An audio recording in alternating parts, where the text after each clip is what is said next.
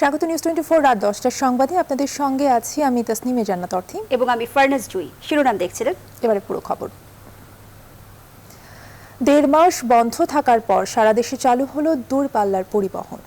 স্বাস্থ্যবিধি পালনের শর্তে সড়ক, নৌ এবং রেল যোগাযোগে যাত্রী পরিবহন শুরু হলেও সোমবারও অনেক ক্ষেত্রে উপেক্ষিত ছিল স্বাস্থ্যবিধি। বিশেষজ্ঞরা বলছেন করোনার আগ্রাসী রূপ ঠেকাতে মাঠে কঠোর হতে হবে প্রশাসনকে। বিস্তারিত ফখরুল ইসলামের রিপোর্ট। 1.5 মাস বন্ধের খড়গ থেকে মুক্তি পেয়ে যেন হাঁপ ছেড়ে বাঁচলেন উত্তরবঙ্গগামী এই বাস যাত্রীরা। গাবতলীতে বাড়ি যাওয়ার হিড়িক থাকলেও যাত্রীদের মাঝে ছিল না স্বাস্থ্যবিধি বা সামাজিক দূরত্ব। 60% বাড়তি ভাড়ার নিয়ম বহাল থাকলেও কেউ কেউ নিচ্ছেন তারও বেশি। আমরা তো এখনো গাড়িতে উঠি নাই, এখন মনে করেন উঠতে যাচ্ছি। আমরা তো নিজের স্বাস্থ্যবিধি মেনে চলছি, গাড়িতে ওঠার জন্য আসছি, এখনো গাড়ির বিধি উঠলে বুঝতে পারবো আর কি। দীর্ঘ বন্ধের পর কমলাপুরেও দেখা গেছে ট্রেন যাত্রীদের ভিড়। বাহিরে স্বাস্থ্যবিধির বালাই না থাকলেও আন্তনগর ট্রেনগুলো ছাড়ছে নিয়ম মেনেই। ঈদে বাড়িতে যাওয়ার খেয়াল ছিল, এই জন্য আসলে ট্রেনের অপেক্ষায় ছিলাম আর কি। আমাদের কিন্তু ট্রেনে যাতায়াতটা আরামদায়ক, ট্রেন চালাতে আমাদের জনগণের দুর্ভোগ কমেছে। আমরা কিন্তু দেখেন অর্ধেক টিকিট বিক্রি হচ্ছে এবং খুব জরুরি প্রয়োজন ছাড়া মানুষ যেন ভ্রমণ না করে এবং ভ্রমণটাকে আমরা নিরুৎসাহিত করছি। স্বাস্থ্যবিধি এবং অন্যান্য যে বাধ্যবাধকতা এগুলো মেনে আমরা রেল পরিচালনা করেছি। এমন চিত্র সারা দেশের। চট্টগ্রাম ও খুলনায় নিয়ম মেনে ছেড়েছে দূরপাল্লার বাস, তবে যশোরে স্বাস্থ্যবিধি মানছে না বলে অভিযোগ যাত্রীদের। টিকিটে লিখছে 600 আর নিচে 700। অর্ধেক যাত্রী নিয়ে সিলেট থেকে ছেড়েছে দূরপাল্লার পরিবহন, তবে বাড়তি ভাড়ার অভিযোগ ছিল যাত্রীদের। বরিশালে জমজমাট হয়ে উঠেছে বাস টার্মিনাল, নেই কোনো স্বাস্থ্যবিধির বালাই। আগে আমাদের টিকিট ছিল 250 টাকা, এখন আপনার করছে 320 টাকা। স্বাস্থ্যবিধি রক্ষা আসলে তো থাকে, এরকম বড় নিয়ম থাকে না। চিরচেনা রূপে ফিরেছে নৌবন্দরগুলো। প্রথম দিনে বরিশালের লঞ্চগুলোতে কম ছিল যাত্রী সংখ্যা। শিমুলিয়া দৌলতদিয়া ফেরিঘাটেও চালু হয়েছে লঞ্চ চলাচল। স্বাস্থ্যবিধি মেনে চলুক, আমরা চাই। সকাল থেকেই চট্টগ্রাম রাজশাহী রেল স্টেশনে ছিল যাত্রী ভিড়। এদিকে করোনা সংক্রমণের মাত্রা বিবেচনায় সীমান্ত ও অঞ্চল ভিত্তিক সতর্কতা প্রয়োগের আহ্বান জনস্বাস্থ্যবিদদের। সারা দেশে একটি করোনার মানচিত্র বা করোনার ম্যাপিং করতে হবে। যে যে অঞ্চলে করোনা বেশি সেই অঞ্চলগুলোকে স্থানীয় ভিত্তিতে লকডাউনে নিতে হবে। অন্যদিকে আমাদের সীমান্ত শহর যেসব জায়গায় ভারতীয়দের সাথে যাতায়াত রয়েছে সেই শহরগুলিকে একটি সেফ বা প্রোটেক্টেড জোন ঘোষণা করতে হবে। এর আগে করোনার দ্বিতীয় ঢেউয়ে 14 এপ্রিল থেকে সারা দেশের সঙ্গে বন্ধ করে দেওয়া হয় দূরপাল্লার সব ধরনের পরিবহন যোগাযোগ। বিশেষজ্ঞরা বলছেন দূরপাল্লার যোগাযোগ চালু হলেও করোনা সংক্রমণ এড়াতে সতর্ক থাকতে হবে যাত্রীদের। ফখরুল ইসলাম, নিউজ 24, ঢাকা। অনেকটাই শিথিল করোনা বিধিনিষেধ। চলছে গণপরিবহন, অফিস, আদালত, আর্থিক প্রতিষ্ঠান। বন্ধ কেবল শিক্ষা প্রতিষ্ঠান। কর্তৃপক্ষ বলছেন শিক্ষার্থীদের স্বাস্থ্য ঝুঁকিতে ফেলতে চায় না সরকার। আর এই বিষয়ে একমত জনস্বাস্থ্য বিশেষজ্ঞরাও। আরও অন্তত 2 থেকে 3 সপ্তাহ পরিস্থিতি পর্যবেক্ষণের পরামর্শ তবে প্রায় 1.5 বছরের বিরতিতে শিক্ষার্থীদের ভবিষ্যৎ নিয়ে শঙ্কিত অভিভাবক এবং শিক্ষা সংশ্লিষ্টরা। আরও জানাচ্ছেন সজল দাস। চেনা রূপে রাজধানী ঢাকা, যানজট, জনজট। মহাসড়কে চলছে যানবাহন, শুরু হয়েছে রেল ও নৌযান চলাচল, খুলেছে অফিস আদালত, পুরোদমে সচল শপিং সেন্টারগুলো। সবকিছুই যখন সচল তখন শিক্ষা প্রতিষ্ঠান বন্ধের মেয়াদ কেবলই বাড়ছে। যদিও শিক্ষা প্রতিষ্ঠান খোলার প্রস্তুতি সেরেছে অধিদপ্তর, কিন্তু কবে চালু হবে এখনো তা অজানা। পরিস্থিতি কোন দিকে যায় আমরা তো কেউ জানি না, ফলে আগে থেকে তো বলা যায় না যে কবে আমরা শিক্ষা প্রতিষ্ঠান খুলতে পারবো। আমরা যেটা করতে পারি সেটা হচ্ছে প্রস্তুতিটা নিয়ে রাখা, সেটা আমরা নিয়ে রাখছি। শিক্ষার্থীদের করোনা ভ্যাকসিনেশনে জোর দিচ্ছেন জনস্বাস্থ্যবিদরা। বলছেন আরও কিছুদিন পরিস্থিতি পর্যবেক্ষণের কথা। আগামী 2-3 সপ্তাহ কোভিড সিচুয়েশন পর্যবেক্ষণ করতে হবে। যদি সংক্রমণ কমে আসে তাহলে শিক্ষা প্রতিষ্ঠানগুলো খুলে দেওয়ার বিবেচনা করা যেতে পারে। তবে ছাত্রছাত্রী, শিক্ষক, কর্মকর্তা, কর্মচারী সবাইকে ভ্যাকসিনেশনের আওতায় আনতে হবে।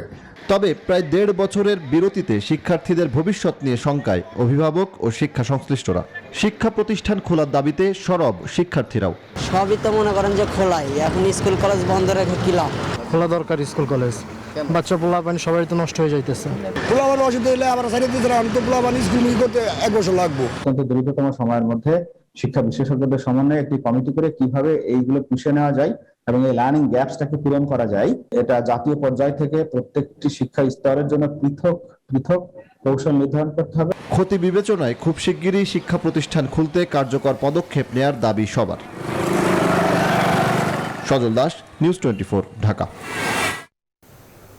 করোনা সংক্রমণ রোধে চাঁপাইনবাবগঞ্জে আজ রাত 12টা থেকে 7 দিনের বিশেষ লকডাউন। চাঁপাইনবাবগঞ্জের পরিস্থিতি নিয়ন্ত্রণের বাইরে চলে যাওয়ার উদ্বেগ বাড়াচ্ছে সীমান্ত ঘেঁষা অন্য জেলাগুলো।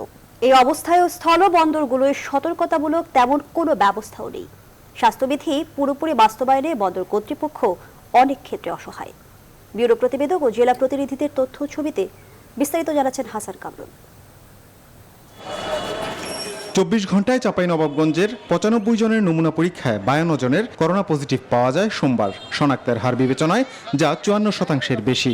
জেলার সোনা মসজিদ চেকপোস্ট দিয়ে ভারত থেকে দেশে প্রবেশ এবং আমদানি রপ্তানির কাজে দুদেশের শ্রমিকদের যাতায়াত এই সংক্রমণ বৃদ্ধির অন্যতম কারণ বলে মনে করছেন স্বাস্থ্য সংশ্লিষ্টরা।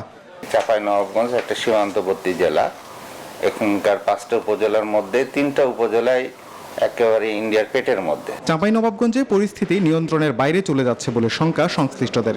সোমবার জেলা প্রশাসনের বিশেষ সভায় মঙ্গলবার থেকে 7 দিনের লকডাউন ঘোষণা করা হয়। এদিকে জেলা সদর হাসপাতালে 19 জন করোনা রোগী চিকিৎসা নিলেও গুরুতর অসুস্থদের পাঠানো হয় পার্শ্ববর্তী বিভাগীয় সদর রাজশাহীতে। চাঁপাইনবাবগঞ্জ নিয়ে আসলে আমরা একটা অনেক সমস্যার মধ্যে আছি বর্তমানে। আসলে আপনারা যদি বলি যে আমাদের সেকেন্ড ওয়েভ যে হাইয়েস্ট পিক ছিল, সেখানে রোগী ছিল আমাদের 136, কিন্তু আজকে রোগী আমাদের 146। যশোরের শার্শা উপজেলায় করোনা আক্রান্ত অর্ধেকের বেশি রোগীর বাড়ি বেনাপোল স্থলবন্দর সংলগ্ন এলাকাগুলোয়। বেনাপোল দিয়ে বাংলাদেশে প্রবেশ করা যাত্রীদের বেশিরভাগকে কোয়ারেন্টিনে রাখা হচ্ছে যশোর সদরে।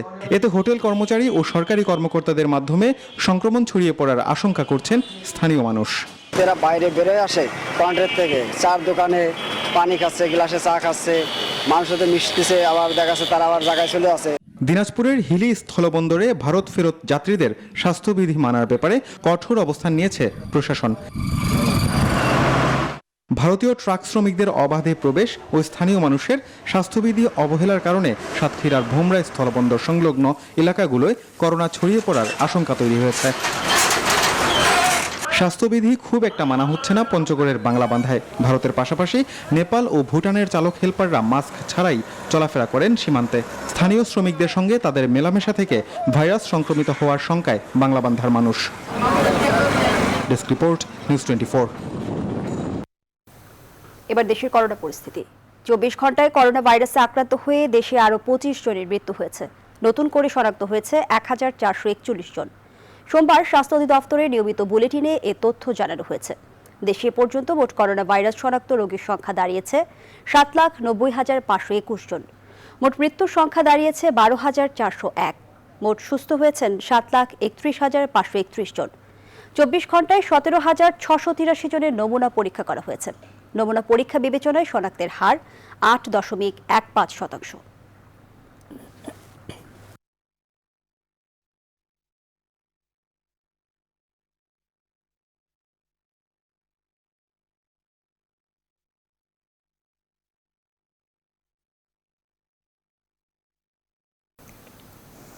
এদিকে ভারতের দৈনিক সংক্রমণ কিছুটা নিয়ন্ত্রণে আসলেও হ্রাস টানা যাচ্ছে না দৈনিক মৃত্যুতে। গেল দিনেও দেশটিতে প্রাণ গেছে প্রায় 4,500 মানুষের। এ নিয়ে করোনায় ভারতের মৃত্যুর সংখ্যা 3 লাখ ছাড়িয়েছে। করোনা ভাইরাসে বৈশ্বিক মোট সংক্রমণে ভারতের অবস্থান দ্বিতীয়। করোনার পাশাপাশি দেশটিতে দেখা দিয়েছে ব্ল্যাক ফাঙ্গাস, যে কারণে মহামারী জারি করা হয়েছে 29টি রাজ্যে। তবে করোনার পরিস্থিতি কিছুটা উন্নতি হচ্ছে ব্রাজিলে। ভয়াবহ এই ভাইরাসে বিশ্বে একদিনে আক্রান্ত হয়েছে 4,67,000, প্রাণহানি হয়েছে 9,400 জনের।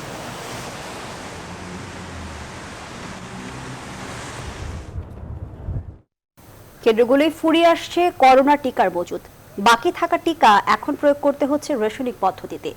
রাজধানীর টিকা কেন্দ্রগুলোয় কেন্দ্রভেদে 5 থেকে 15% পর্যন্ত ভ্যাকসিন গ্রহণকারীর দ্বিতীয় ডোজ অনিশ্চিত। আর এর মধ্যে কাল থেকে রাজধানীর 4টি মেডিকেল কলেজ হাসপাতালে শুরু হচ্ছে চীনের টিকা প্রয়োগ। রিশাদ হাসান জানাচ্ছেন বিস্তারিত। প্রায় 14 লাখ মানুষের করোনা টিকার দ্বিতীয় ডোজ অনিশ্চিত। এমন বাস্তবতায় রাজধানীর টিকা কেন্দ্রগুলোয় ফুরিয়ে আসছে টিকার মজুদ। স্বাস্থ্য অধিদপ্তরের এমআইএস শাখার সর্বশেষ তথ্য মতে 4 লাখের কম টিকার মজুদ রয়েছে, যা ফুরিয়ে যাবে এই সপ্তাহের মধ্যেই। শিশু হাসপাতালের উপপরিচালক বলছেন এ পর্যন্ত এই কেন্দ্রে দ্বিতীয় ডোজের টিকা দেওয়া হয়েছে প্রায় 85%। টোটাল যে রেজিস্ট্রেশনটা আমাদের এখানে হয়েছিল ফার্স্ট ডোজের, তো সেকেন্ড ডোজে গিয়ে দেখা গেছে যে আমরা মোর দ্যান 85% কভার করে ফেলতে পারবো আর কি বাই দিস টাইম, আর এক সপ্তাহের মধ্যে। রাজধানী সহ দেশের বিভিন্ন কেন্দ্রে এরই মধ্যে বন্ধ হয়ে গেছে টিকার দ্বিতীয় ডোজ। হাতে থাকা টিকা কেন্দ্রভেদে দেয়া হচ্ছে রেশনিং পদ্ধতিতে। টার্গেটটা অনেক জায়গায় ফিল আপ হয়ে গেলে তো তাদের বন্ধ হয়ে যাচ্ছে, যে জায়গায় ভিড় বেশি ছিল অনেক বেশি দিয়েছে, তখন দেখা যাচ্ছে ওই জায়গাটা বেশি যদি থাকে, যেসব জায়গায় একদম সেন্টারে কম ছিল তারা যদি দিয়ে দেয় ভ্যাকসিনটা অন্য জায়গায়, তখন তারা পেয়ে যাচ্ছে। অক্সফোর্ড অ্যাস্ট্রাজেনেকার টিকা ফুরিয়ে গেলেও মঙ্গলবার থেকে দেশের 4টি মেডিকেল কলেজ হাসপাতালে শুরু হতে যাচ্ছে চীনের সিনোফার্মার টিকা প্রয়োগ। কালকে কিন্তু 4টা medical college, Suhrawardy medical college, Dhaka medical college, Salimullah, Mugda, 4টাতে কিন্তু সিনোফার্মের যে টিকা এটা কিন্তু শুভ উদ্বোধন হবে।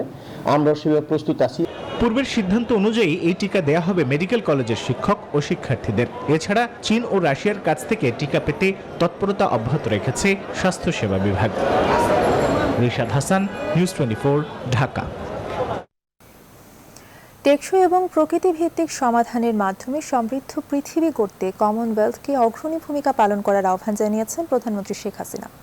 সোমবার গণভবন থেকে ভিডিও কনফারেন্সে এশিয়ার আঞ্চলিক কমনওয়েলথ সরকার প্রধানদের গোলটেবিল সভায় এই আহ্বান জানান তিনি। রানী দ্বিতীয় এলিজাবেথের বড় ছেলে ওয়েলস চার্লসের প্রিন্স ফিলিপ আর্থার জর্জ এ সভা আহ্বান করেন।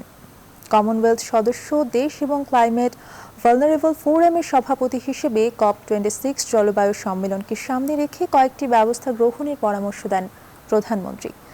কার্যকর এবং দক্ষ উপায়ে আরও বেশি স্থিতিশীল ও উন্নত সমৃদ্ধ জীবন গড়তে বিশ্বজুড়ে সবুজ ও টেকসই অর্থনৈতিক প্রবৃদ্ধি এবং সার্কুলার অর্থনীতিতে বিনিয়োগ বৃদ্ধির পরামর্শ দেন প্রধানমন্ত্রী শেখ হাসিনা।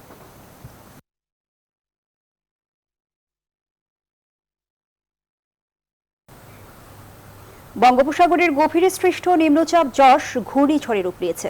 সবশেষ সুপার সাইক্লোনের রূপ নেওয়ার সম্ভাবনা অনেকটা কমেছে। এটি উত্তর পশ্চিম দিকে অগ্রসর হয়ে ভারতের উড়িষ্যা উপকূলের দিকে যাচ্ছে। তবে গতিপথ পরিবর্তন হলে বাংলাদেশের দক্ষিণ অঞ্চলের জেলাগুলোয় আঘাত হানবে। সোমবার ঘূর্ণিঝড় নিয়ে ব্রিফিংয়ে এই তথ্য জানায় আবহাওয়া অফিস। তবে এদিন সচিবালয় এক ব্রিফিংয়ে দুর্যোগ ব্যবস্থা প্রতিমন্ত্রী জানান বাংলাদেশে আঘাত হানার সম্ভাবনা নেই, তবে সার্বিক প্রস্তুতি থাকছে। বিস্তারিত জানাচ্ছেন তালুকদার বিপ্লব। বঙ্গোপসাগরের গভীর নিম্নচাপ যশ ঘূর্ণিঝড়ে রূপ নিয়েছে, তবে সুপার সাইক্লোনে রূপ নেওয়ার সম্ভাবনা অনেকটা কমেছে। ঘূর্ণিঝড় কেন্দ্রের 54 কিলোমিটারের মধ্যে বাতাসের গতিবেগ 62 কিলোমিটার, যা ঝোড়ো হাওয়া আকারে 88 কিলোমিটার গতি বৃদ্ধি পাচ্ছে। সমুদ্র বন্দরগুলোকে 2 নম্বর দূরবর্তী হুঁশিয়ারি সংকেত দেখিয়ে যেতে বলা হয়েছে। সোমবার ঘূর্ণিঝড় যশের অবস্থান ও গতিপথ নিয়ে ব্রিফ করে আবহাওয়া অফিস জানায় গতিপথ পরিবর্তন হয়ে এটি উত্তর পূর্ব দিকে অগ্রসর হলে বাংলাদেশের দক্ষিণ অঞ্চলের জেলাগুলোতে আঘাত হানবে। গত রাতে যেটি লঘু ছিল আপনার গভীর নিম্নচাপ ছিল, সেটি আজ সকালে সামুদ্রিক ঘূর্ণিঝড় ইয়াসে পরিণত হয়েছে। তো এটির গতিবিধি আমরা লক্ষ্য করছি। এখন পরবর্তীতে এটি আরও শক্তিশালী হবে। আজকে শক্তির দিক থেকে এটি সুপার সাইক্লোন আম্পানের শক্তি অর্জন করছে না। এটি প্রায় আমরা 80% বা 80% নিশ্চিত।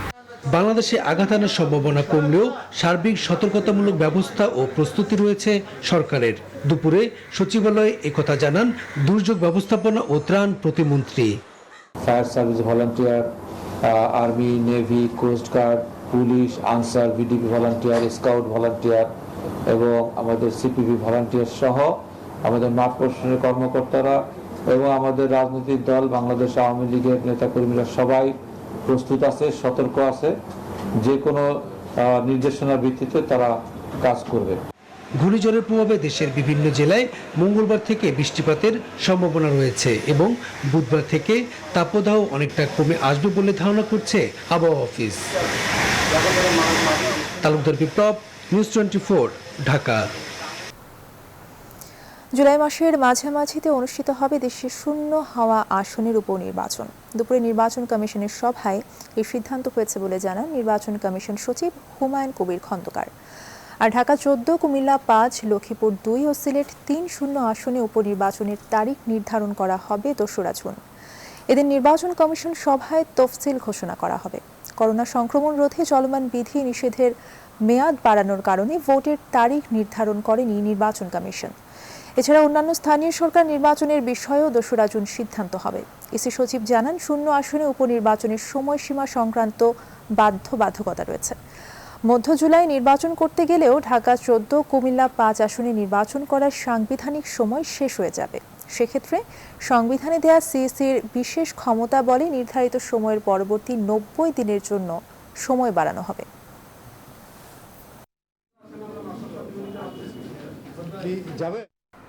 সাম্প্রতিক সব নির্বাচনে পরাজিত হয়ে বিএনপি নির্বাচনী ব্যবস্থার উপরে দায় চাপাচ্ছে বলে অভিযোগ করেছেন আওয়ামী লীগের সাধারণ সম্পাদক ওবায়দুল কাদের।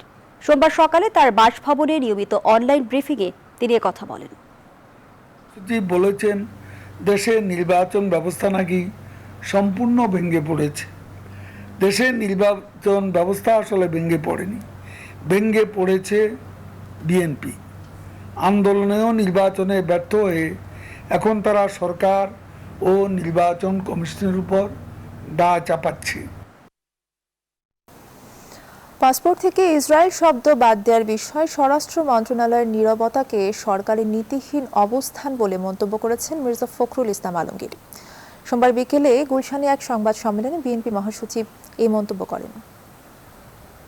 ইসরায়েলি বিমানের মুহুর্মুহু হামলা ও ক্ষেপণাস্ত্র নিক্ষেপে যখন ফিলিস্তিনের গাজা নগরী মৃত্যুপুরীতে পরিণত হচ্ছে, ঠিক সেই সময়ে বাংলাদেশের পাসপোর্ট থেকে ইসরায়েল ভ্রমণের উপর থেকে নিষেধাজ্ঞা সরিয়ে দেওয়া হয়েছে, যা হতাশ করেছে গোটা বিশ্ব বিবেককে।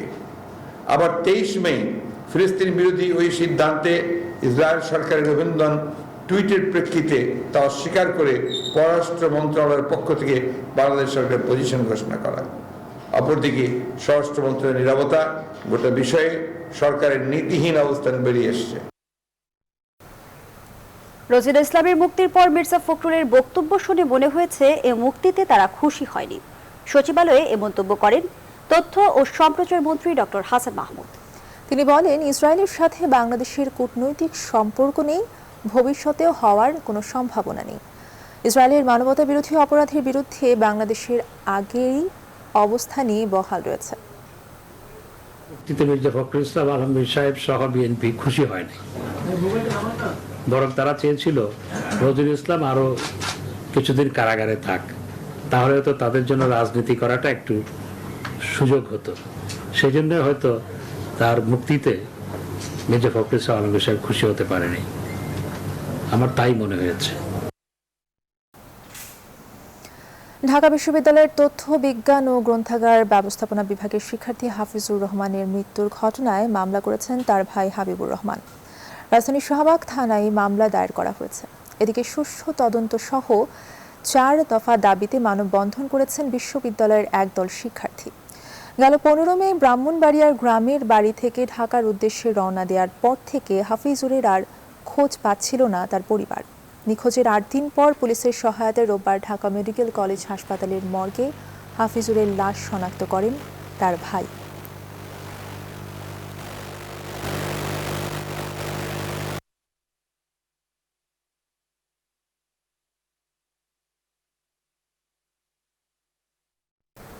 ব্রাহ্মণবাড়িয়ার আখাউড়া স্ত্রী ডলি আক্তারকে আগুনে পুড়িয়ে হত্যা মামলার আসামি সাবেক কাজলকে গ্রেপ্তার করেছে সিআইডি জানায়, পারিবারিক কলহের এক পর্যায়ে কাজল স্ত্রী ডলির গায়ে আগুন ধরিয়ে দেয়। পরে চিকিৎসাধীন অবস্থায় মারা যান ডলি। এরপর থেকে পলাতক ছিলেন কাজল। বিস্তারিত জানাচ্ছেন মাসুদা লাবুনি। ব্রাহ্মণবাড়িয়ার আখাউড়ার সাধারণ গৃহবধূ ডলি এখন কেবলই ছবি। গেল 13 মে ডলির স্বামী পারিবারিক কলহের এক পর্যায়ে তার শরীরে নিজের মোটরসাইকেলের পেট্রোল ঢেলে আগুন ধরিয়ে দেয়। পরে এলাকাবাসী ডলিকে উদ্ধার করে।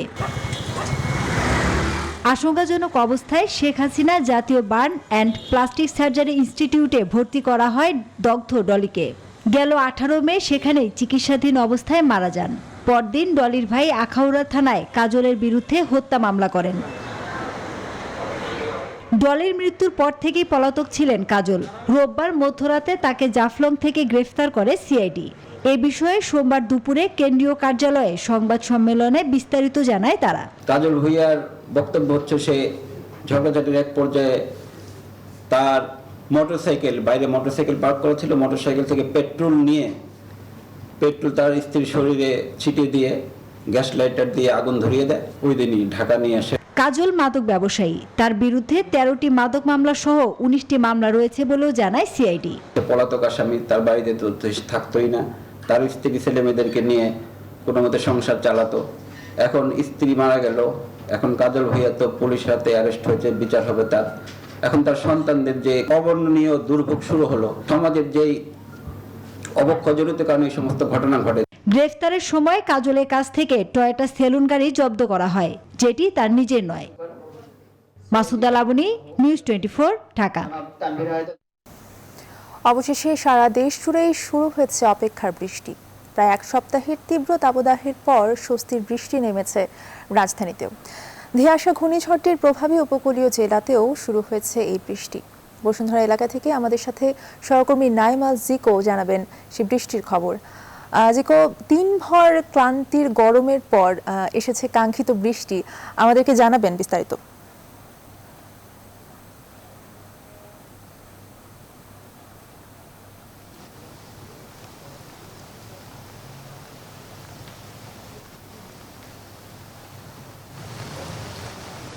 অবশেষে এক সপ্তাহ টানা তাপদাহের পর অবশেষে স্বস্তির বৃষ্টি নামলো, যাতে রাজধানী সহ সারা দেশে যত মানুষ রয়েছেন তাদের মধ্যে একটু হলেও প্রশান্তি ফিরেছে।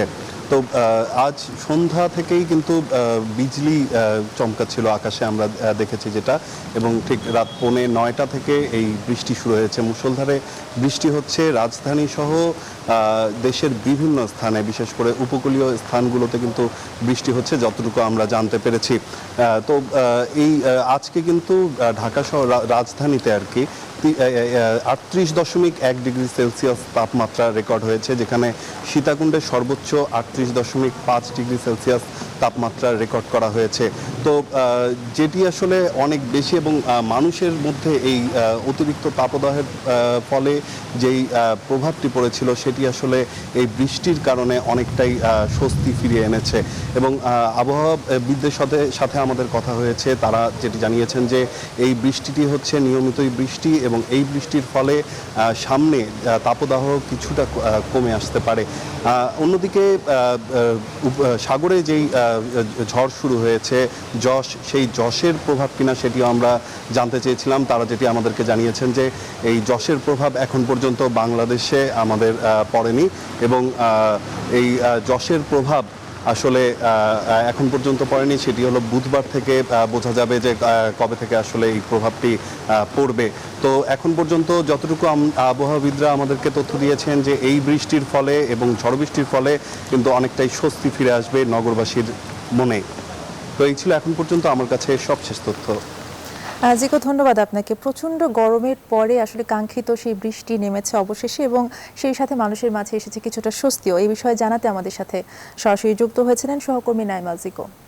এবার ফার্স্ট সিকিউরিটি ইসলামী ব্যাংক অর্থ বাণিজ্য সংবাদ।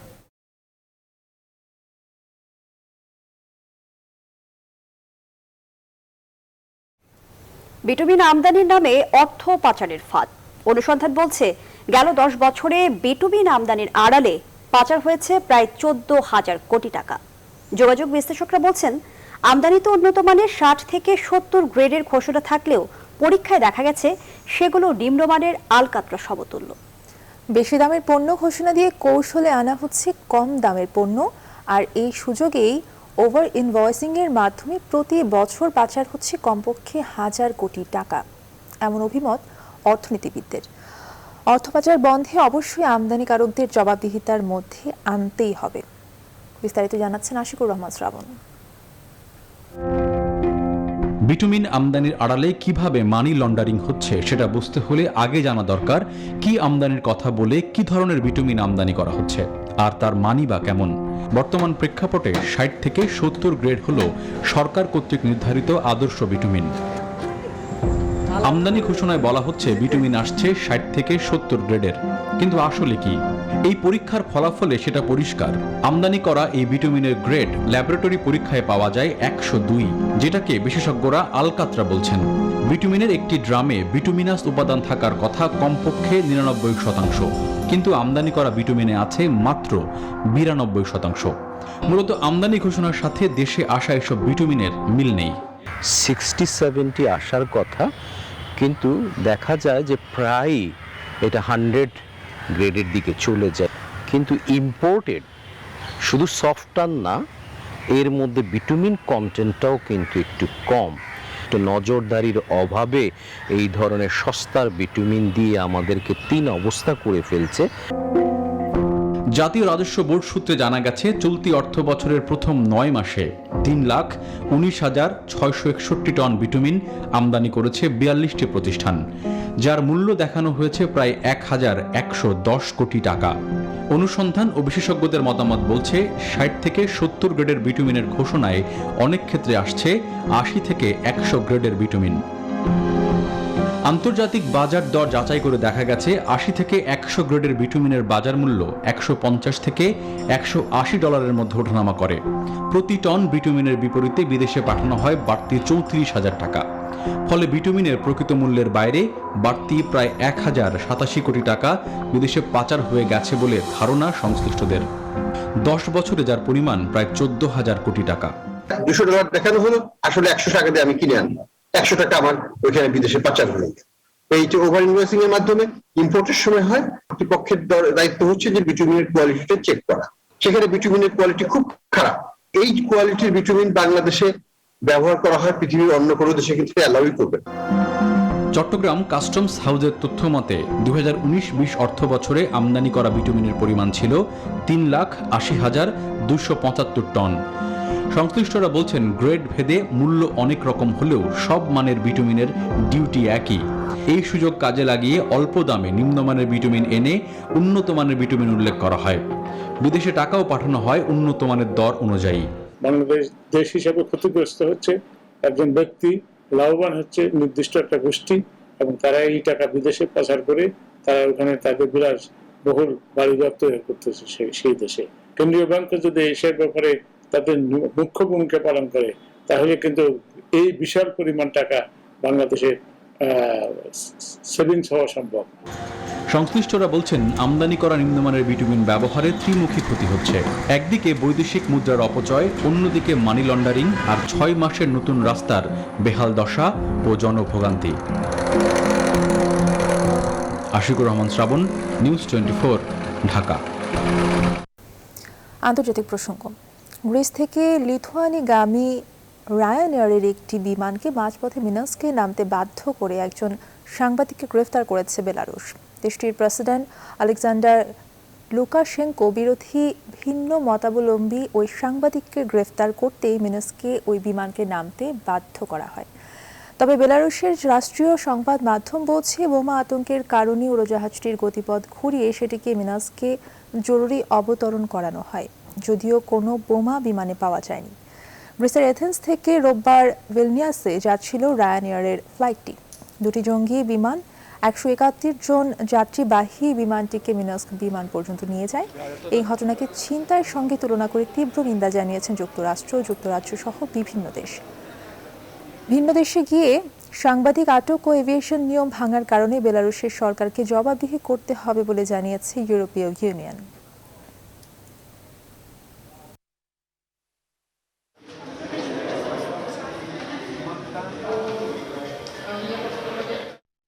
এ পর্যায়ে জানাবো খেলার খবর। লঙ্কানদের বিপক্ষে সিরিজের দ্বিতীয় ওয়ানডেতে কাল মাঠে নামছে স্বাগতিক বাংলাদেশ। মিরপুরের হোম ক্রিকেটে ম্যাচ শুরু দুপুর 1টায়।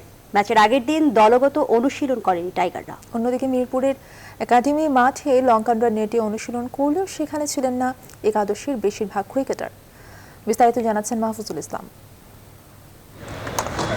তীব্র ও অসহনীয় গরম, সঙ্গে কোভিড বাস্তবতা, সব মিলিয়ে কঠিন এক সময় মিরপুরের একাডেমি মাঠে সিরিজের দ্বিতীয় ওয়ানডের আগে তাই সীমিত পরিসরের অনুশীলন সেরেছেন সফরকারী লঙ্কানরা, যেখানে ছিলেন না প্রথম ওয়ানডের একাদশের বেশিরভাগ ক্রিকেটার। সিরিজ বাঁচানোর ম্যাচ, তাই তো দ্বিতীয় ওয়ানডেতে পূর্ণ শক্তির লঙ্কান একাদশ দেখার অপেক্ষায়। প্রথম ওয়ানডের আগে কোভিড বাস্তবতায় টালমাটাল পরিস্থিতি সামলে মাঠের ক্রিকেট চলমান রাখলেও দ্বিতীয় ম্যাচের আগে সাবধানী লঙ্কান টিম ম্যানেজমেন্ট। মাঠে ছিল না সাংবাদিকদের সঙ্গে কোনো আনুষ্ঠানিক সেশন। দ্বিতীয় ওয়ানডের আগে লঙ্কান একাদশে পরিবর্তনের আভাস দেখা যেতে পারে বাড়তি এক স্পিনিং অলরাউন্ডার। কোভিড পরিস্থিতি ও তীব্র গরম বিবেচনায় এদিন কোনো অনুশীলন করেনি বাংলাদেশ দল। আইসিসি ওয়ানডে সুপার লিগের গুরুত্বপূর্ণ সিরিজ টাইগারদের 3 ম্যাচে পূর্ণ পয়েন্ট পেলেই টাইগাররা চলে যাবে টেবিলের শীর্ষে। ম্যাচ বাই ম্যাচ পরিকল্পনা টিম ম্যানেজমেন্টের। প্রথম ওয়ানডেতে মুস্তাফিজের কাফ মাসেলের টানের ফলে খুলে যেতে পারে তরুণ পেসার শরীফুলের ভাগ্য। মন থেকে যাচ্ছিলাম এবং এফোর্ট দিচ্ছিলাম যতটা পারে নিজে থেকে, কারণ এটা বাংলাদেশের জয়ের খুব দরকার ছিল। তো ইনশাল্লাহ সেটা ভূমিকা কিছুটা নিজে রাখতে পেরেছি, সেই জন্য আমি খুবই খুশি। আর হাসানাঙ্গা যেহেতু ওর সাথে আমি আন্ডার-19 ওয়ার্ল্ড কাপ খেলেছি, তো কিছুটা হলেও ওকে চিনি। ও অবশ্যই ভালো ব্যাটিং করেছে, তারপর উইকেট বুঝে ফিল্ড সেট আপ করে ওকে আসলে উইকেটটা নিতে পেরে খুবই খুশি আমি। 3 ম্যাচ ওয়ানডে সিরিজে 1-0 ব্যবধানে এগিয়ে আছে বাংলাদেশ। মাহফুজুল ইসলাম, নিউজ 24, ঢাকা। কাতার বিশ্বকাপকে সামনে রেখে বরাবরের মতো অনুশীলন করেছে বাংলাদেশ ফুটবল দল। তবে হঠাৎই সফর বাতিল হওয়ায় হতাশ ফুটবলার সহ কোচ জেমিরে। নিয়মিত অনুশীলনে সবাই থাকলেও ছিল না আগের মতো স্বতঃস্ফূর্ততা। সৌদি সফর বাতিল হওয়ায় কন্ডিশনিং ক্যাম্প করতে যতটা সম্ভব আগে কাতারে যেতে চান কোচ জেমিরে। নিউজ 24 আর 10টার সংবাদ এই পর্যন্তই। এতক্ষণ সঙ্গে থাকায় ধন্যবাদ সবাইকে।